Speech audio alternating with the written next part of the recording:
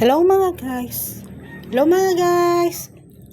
Ito nga ako ngayon at naglilinis ng bahay. Aminin nyo sa sarili nyo na lahat kayo ay napabayaan na yung mga sa bahay. Sobra.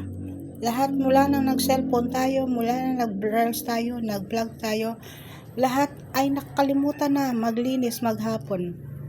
Minsan kulang pa yung pagsiselfone natin sa kakapag-engage ng mga tao na hindi natin makakakilala. Kaya yan guys, hirap na hirap tayo. Kahit na madumi na ang bahay, maraming naiiwan na hugasan sa lamesa, sa kusina, sa CR. Pero hindi natin napapansin natin ay cellphone na walang kamatayang cellphone. Kaya guys, sana yung ating mga ginagawa sa panahon ito, kailangan kumita tayo para naman ay sulit naman ang pagod natin. Kaya hindi na talaga natin alam kung anong dapat gawin natin sa ating mga vlog. Hindi na natin alam kung anong mga mahirap kasi naman ang magpa-prank. Kung magpa-prank ka ay baka delikado, lalo na sa may edad na. Hindi pwede yung may prank. Okay lang yung scripted kasi alam na nila. Pero yung biglaan na ipaprank ka, ay baka maatake ka na dahil sa baka hindi ka pa kumikita ay natigok ka na.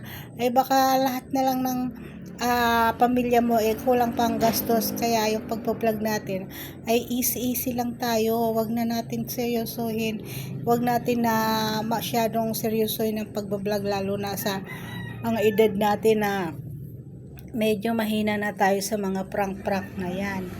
Kaya guys, enjoy lang natin ang buhay natin. Huwag na tayo masyadong pa-stress dito sa cellphone na ito.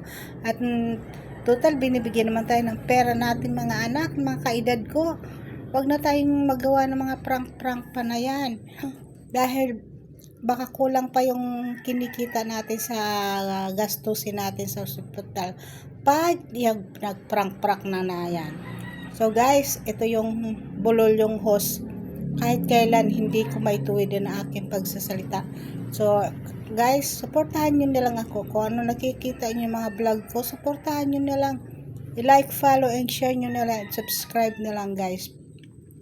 Kasi siyempre, mahirap din naman yung mag-prank ka. Tapos pag ni-atake ka, kulang pa ang gagastusin. Yun lang guys, sana may natutunan kayo sa aking mga vlog. Enjoy life, enjoy every day, everything, every minute, every hours, ano pa ba. So thank you very much sa lahat ng support nyo guys sa aking mga vlog. Bye bye.